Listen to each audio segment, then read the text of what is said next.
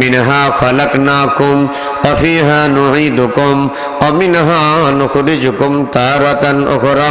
একটাবার হাতটা তুলে জোরে কি বলা যায়? আল্লাহু আকবার। আল্লাহ পাক রব্বুল আলামিন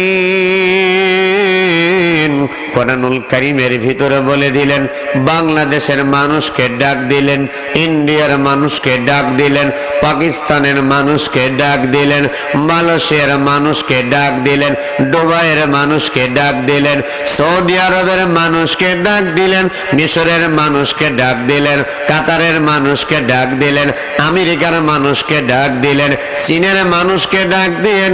ও রাসূলের উম্মতেরা কিভাবে ডাক দিলেন?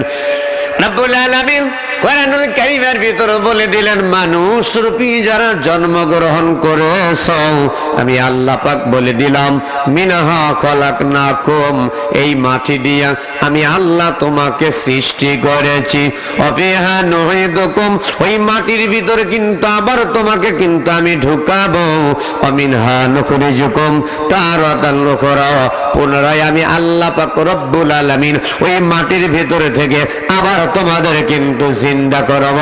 একবার কি বলা যায় মারহাবা? তাহলে আপনি আপনাদের কাছে জানতে চাই, আমি আপনি যে দুনিয়ার জমিনে এসেছি, আমি আপনাকে কিয়ামত পর্যন্ত কি হায়াত পাবো? হ্যাঁ, কিয়ামত পর্যন্ত পাবে? এ যুবক ভাই, আপনারা কি কিয়ামত পর্যন্ত হায়াত পাবেন? বোঝেন নাই? আল্লাহ বললেন, মিনহা খলাকনাকুম, এই মাটি দিয়ে তোমাদের সৃষ্টি করেছি, ওয়া ফিহা নুঈদুকুম, এই মাটির ভিতর কিন্তু আমি আল্লাহ তোমাদের ঢোকাবো, ওয়া মিনহা নুখরিজুকুম তারাতান উখরা, এই মাটির ভিতর থেকে কিন্তু আমি আল্লাহ পাক তোমাদেরকে আবার জিন্দা করে উঠাবো। চিল্লা বলেন আল্লাহু আকবার। তাহলে কার দরবারে ফিরে যেতে হবে? আরো জোরে বলেন, কার দরবারে? আল্লাহর দরবারে যেতে হবে।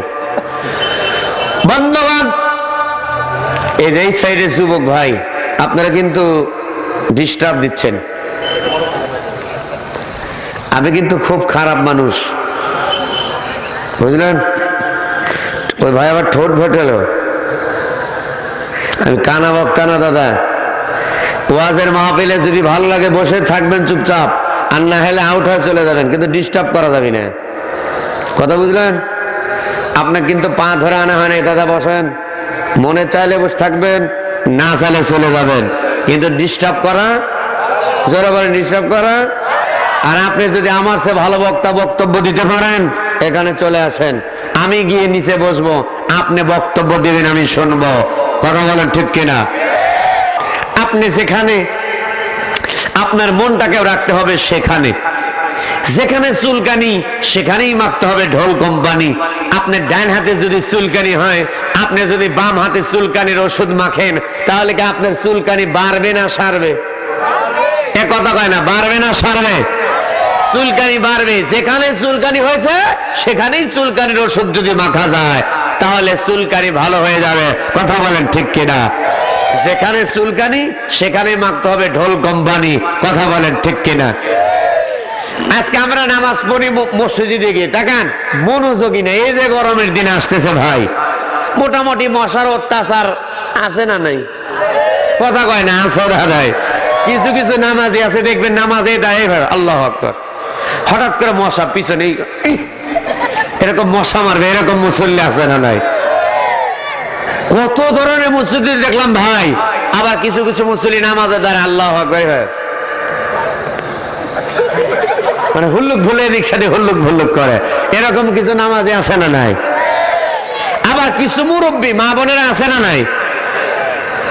কিছু মুরব্বী আছে দেখবেন নামাজে দাঁড়ায়। আমার এক দাদিকে আমি দেখেছি নামাজ পড়তে পড়তে মুরগি তাড়াইছে, এরকম আছে না নাই?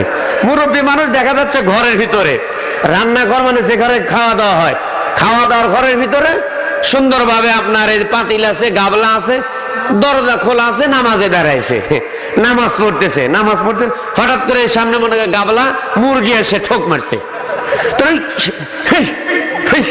মুরগি তাড়াচ্ছে, তারা আবার ওইভাবেই নিয়ত করে না, আবার সেজদা দিচ্ছে। এরকম কি আপনারা দেখছেন কোনোদিন? আমি নিজে দেখছি ভাই। নামাজের ভিতরে খুশু খুজু ছাড়া নামাজ পড়লে নামাজ হবে না। আমরা নামাজের ভিতরে অমনোযোগী, নামাজের ভিতর মশা মারবে। আবার দেখা যাচ্ছে কিছু কিছু লোক, তাকান আগামীকালই নামাজে, এই যে আপনাদের বিলমারিয়া বাজারে দেখবেন মাগরিবের নামাজ হুজুর যখন তেলাওয়াত করে 3 রাকাত নামাজ শেষ করে সালাম ফিরবে, কিছু কিছু মুসল্লি দেখবেন সালাম ফিরে এইভাবে থাকে, কিন্তু আসসালামু আলাইকুম রাহমাতুল্লাহ, মানে এইভাবে সোজা থাকতে থাকতে সামনে যায়, যা ওই মুরাদ কে আছে ওর দূর টাকা, এরকম মুসল্লি আছে না নাই? আবার কয় আসসালামু আলাইকুম রাহমাতুল্লাহ, এইভাবে আছে না? আমি হাসার জন্য বলি নাই, আমি হাসার জন্য বলি নাই। আপনার মধ্যে পরিবর্তন হন। এই ওয়াজ মাহফিলে এসে যদি পরিবর্তনই, যে আপনার ভুলই যদি সংশোধন না হয়, তাহলে এত মাহফিল দিয়ে লাভটা কি?